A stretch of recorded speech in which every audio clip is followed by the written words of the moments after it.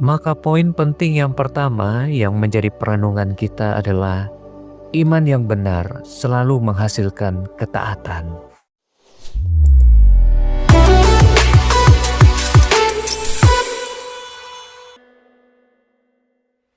Shalom, selamat pagi saudaraku yang dikasihi Tuhan Yesus Kristus. Selamat berjumpa kembali dalam Renungan Pagi dan doa pemulihan hari ini. Saya percaya saudara dalam keadaan yang baik, sehat, penuh sukacita dan damai sejahtera Allah selalu menyertai saudara semua. Sebelum kita memulai segala aktivitas kita hari ini, mari kita merenungkan sejenak firman Tuhan yang terambil di dalam surat Yakobus pasal 1 ayat yang ke-22. Demikian bunyi firman Tuhan, "Tetapi hendaklah kamu menjadi pelaku firman dan bukan hanya menjadi pendengar saja, sebab jika tidak demikian, kamu menipu dirimu sendiri." Saudaraku yang dikasihi Tuhan, mendengar dan percaya kepada firman Tuhan tidak cukup dan tidak lengkap jika tidak disertai dengan ketaatan. Dalam kehidupan sehari-hari, kita sering menemukan orang yang mengetahui apa yang benar, tetapi ia memilih tidak melakukannya. Banyak orang percaya tahu arah hidup yang tepat dan ia tahu juga seharusnya apa yang ia lakukan. Tetapi pada prakteknya ia tidak menuruti apa yang diperintahkan oleh firman Allah. Di dalam hidup kesehariannya ia menuruti apa yang menjadi kehendaknya sendiri. Saudaraku, kita adalah orang-orang yang sering mendengar firman Tuhan dan kita tahu janji Tuhan. Bahkan kita mengaku percaya kepada Tuhan. Namun ketika firman Tuhan menuntut ketaatan dalam hidup kita, seringkali kita berpikir ulang apakah kita akan mentaatinya atau tidak. Yang seharusnya hidup kita melangkah maju, seringkali hidup kita berjalan di tempat dan berhenti di sana. Inilah yang terjadi kepada bangsa Israel, saudaraku, dan juga menjadi peringatan bagi kita hari ini. Dalam kitab Ibrani 4 ayat 6 dikatakan demikian, saudaraku. Jadi sudah jelas bahwa ada sejumlah orang akan masuk ke tempat perhentian itu, sedangkan mereka yang kepadanya lebih dahulu diberitakan kabar kesukaan itu tidak masuk karena ketidaktaatan mereka. Saudaraku yang dikasihi Tuhan, firman Tuhan ini menyatakan bahwa ada orang-orang yang tidak masuk ke dalam tempat perhentian Tuhan. Bukan karena janji Tuhan gagal, tetapi karena ketidaktaatan mereka sendiri, saudaraku. Bangsa Israel sudah mendengar kabar kesukaan, sudah melihat mujizat Tuhan, sudah keluar dari Mesir, tetapi mereka gagal masuk ke tanah perjanjian karena mereka tidak mau taat kepada Tuhan. Masalah utama mereka bukan sekedar sikap membangkangnya, saudaraku, tetapi ketidakpercayaan mereka kepada janji Allah.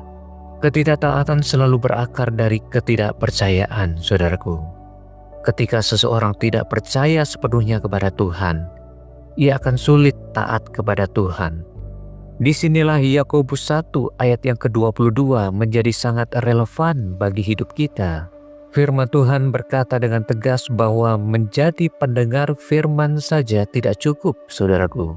Alkitab mengatakan mendengar firman Tuhan tanpa melakukannya adalah bentuk penipuan kepada diri sendiri. Maka poin penting yang pertama yang menjadi perenungan kita adalah iman yang benar selalu menghasilkan ketaatan.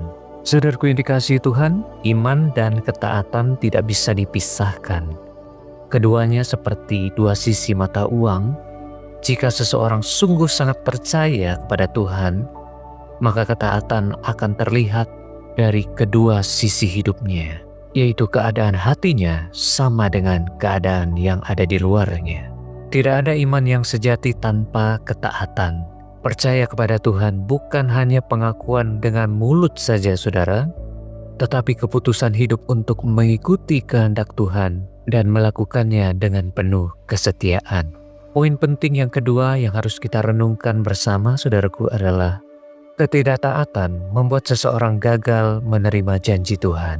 Bangsa Israel sudah berjalan sangat jauh, tetapi ia berhenti sebelum masuk ke tanah Kanaan.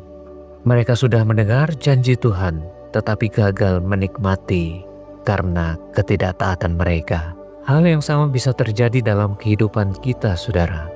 Kita bisa memulai dengan baik, tetapi jika kita tidak hidup dalam ketaatan, kita bisa berhenti di tengah jalan dan kehilangan apa yang Tuhan sudah sediakan bagi kita. Maka poin yang ketiga yang penting untuk kita renungkan adalah firman Tuhan selalu menuntut tindakan nyata, bukan sekedar persetujuan pikiran kita. Rasul Yakobus mengingatkan kita bahwa menyetujui firman Tuhan saja itu tidak cukup, saudaraku. Firman Tuhan harus dilakukan dengan ketaatan. Ketaatan tidak selalu melakukan hal-hal yang besar, saudaraku, tetapi kesetiaan dalam melakukan kehidupan kita sehari-hari dengan hidup jujur, setia, mengampuni, mengasihi, dan berjalan di dalam kebenaran Tuhan. Dari situlah iman kita diuji dan dibuktikan bahwa kita taat kepada firman Allah. Saudaraku yang dikasihi Tuhan, janji perhentian Tuhan masih tersedia sampai hari ini. Keselamatan dan hidup yang kekal yang Tuhan sediakan bagi kita sudah ada di depan mata kita, saudaraku. Firman Tuhan mengingatkan kita bahwa percaya saja tidak cukup tanpa ketaatan. Maka hari ini mari kita putuskan bersama-sama, saudaraku. Apakah kita hanya menjadi pendengar firman Tuhan atau mau menjadi pelaku firman Tuhan? Biarlah firman Tuhan hari ini tidak hanya berhenti di dalam pikiran kita saja, saudara, tetapi terus berjalan dalam ketaatan sampai akhir hidup kita. Sebab iman yang ditunjukkan dengan ketaatan kita kepada firman Tuhan akan membawa kita masuk ke dalam perhentian Tuhan, yaitu kehidupan kekal bersama-sama dengan Tuhan kita, Yesus Kristus. Mari kita datang kepada Tuhan, kita berdoa. Bapa kami yang di sorga, kami datang kepadamu dengan hati yang penuh ucapan syukur. Terima kasih untuk firman-Mu yang telah kami dengar pagi hari ini. Firman-Mu yang menegur kami, mengingatkan kami dan membimbing kami, agar iman kami tidak berhenti pada kata-kata, tetapi dinyatakan melalui ketaatan demi ketaatan, melalui tindakan nyata dalam hidup kami. Tuhan, kami mengakui dengan jujur di hadapan-Mu seringkali kami merasa sudah percaya, sudah mengenal kebenaran, namun pada praktik hidup sehari-hari kami masih memilih berjalan menurut kehendak kami sendiri. Ampunilah kami ya Tuhan, kami tidak mau lagi menjadi orang-orang yang hanya mendengar firman Tuhan, tetapi lalai dalam melakukan kehendak Tuhan.